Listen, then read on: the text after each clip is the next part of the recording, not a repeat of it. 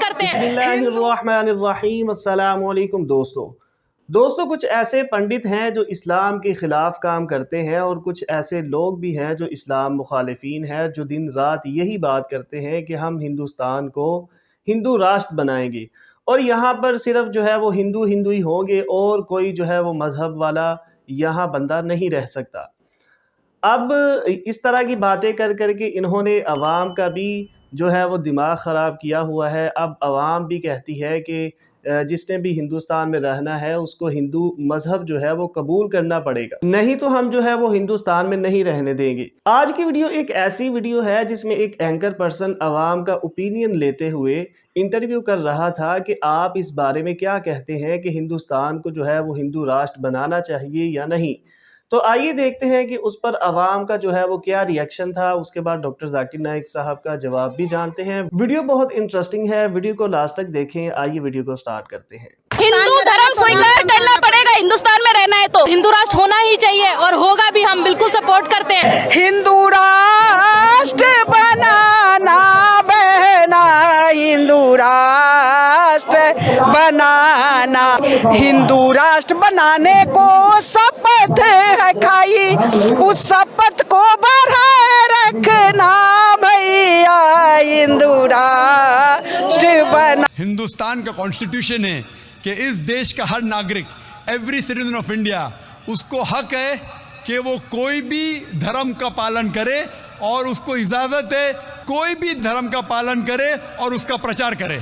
Every citizen of India has the right to preach, practice and propagate the religion.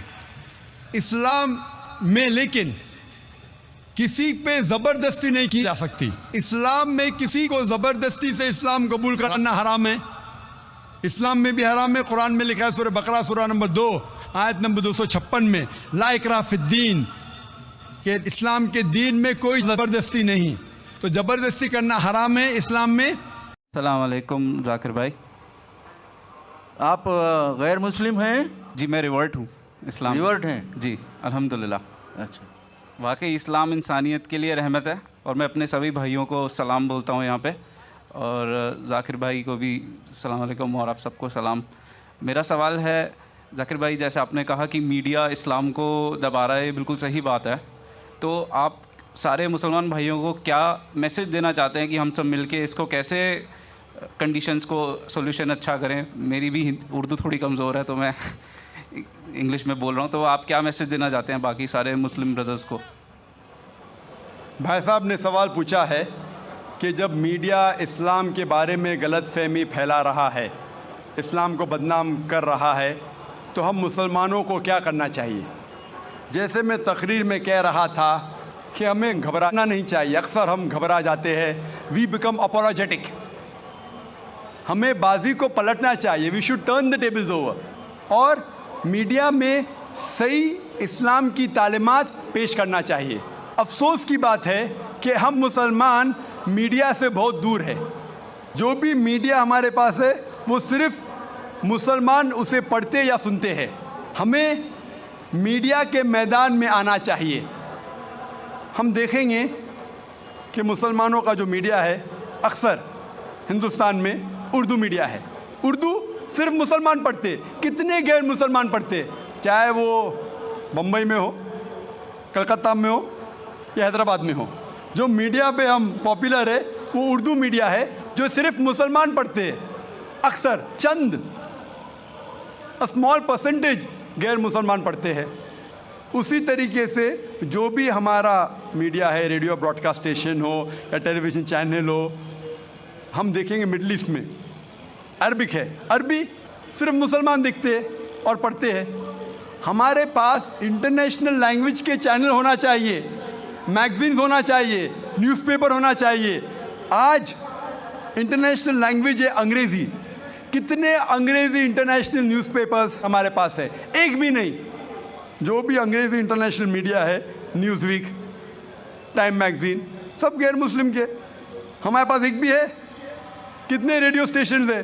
BBC, CNN, international satellite channels, BBC, CNN, Muslims के कितने? हमें इस media के ज़रिए इस्लाम को फैलाना चाहिए और लोगों की गलतफहमी को दूर करना चाहिए। एक तरीका है तकरीर देके, दूसरा तरीका है newspapers, magazines, radio broadcast stations, television, satellite channel. हमारे पास एक भी अंग्रेज़ी इंटरनेशनल सैटेलाइट चैनल नहीं है, हम बहुत छोटे। ये मेरी सोच थी 10 साल पहले। हमारे पास जो फैसिलिटीज़ थी वो बहुत कम थी, लेकिन जो भी अल्लाह ताला ने आपको दिया है उसके साथ बिस्मिल्लाह करो, शुरू करो, अल्लाह सुब्हानहू व तआला आपके रास्ते खोलेगा।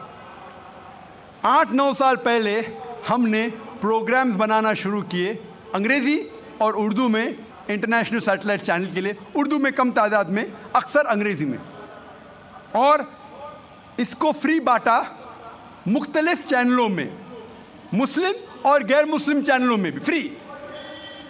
वेरियस सैटेलाइट चैनल्स हर रोज़ हिंदुस्तान में आज ETC पे, ETV पे हर रोज़ आधा घंटा हमारे प्रोग्राम आ रहे हैं, तकरीबन 3, 4, 5, 6 साल से फ्री में। इस तरीके से हमने शुरुआत की। चंद महीने पहले जनवरी में हमने एक चैनल लॉन्च किया, इसका नाम है पीस TV। ये खुसूसन अंग्रेज़ी चैनल है, चंद घंटे उर्दू में भी इसके प्रोग्राम्स आते हैं। ये सैटेलाइट चैनल पीस TV अल्हम्दुलिल्लाह आज की तारीख में सारे ममालिक एशिया में आ रहा है, यूरोप में, ऑस्ट्रेलिया में, अफ्रीका में और मिडल ईस्ट में। चंद महीनों में इंशाअल्लाह अमेरिका भी कवर कर लेंगे, और इंशाअल्लाह 1 साल के अंदर सारी दुनिया में इंशाअल्लाह आपको दिखेगा ये channel peace TV। Free to air channel है, अक्सर अंग्रेज़ी में है, क्योंकि जब मेरे प्रोग्राम बाकी चैनलों पे आते हैं कई नॉन मुस्लिम देखते हैं अल्हम्दुलिल्लाह, और इससे फ़ायदा उठाते हैं, और ये प्रोग्राम देखने के बाद कई उनके गलत फहमियाँ इस्लाम के बारे में दूर होती है।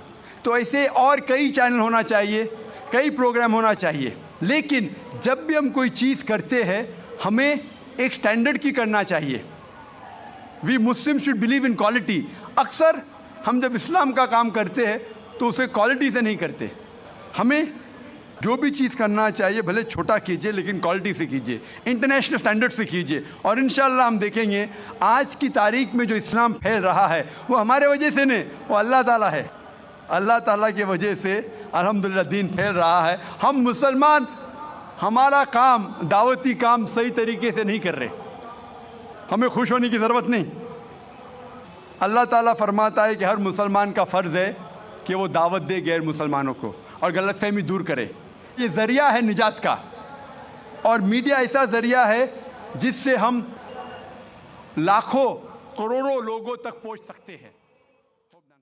तो दोस्तों ये थी आज की वीडियो। उम्मीद करते हैं वीडियो अच्छी लगी होगी। ऐसी ही इंफॉर्मेटिव और इस्लामिक वीडियोस के लिए चैनल को सब्सक्राइब करें। मिलते हैं नेक्स्ट वीडियो में। अल्लाह हाफिज़।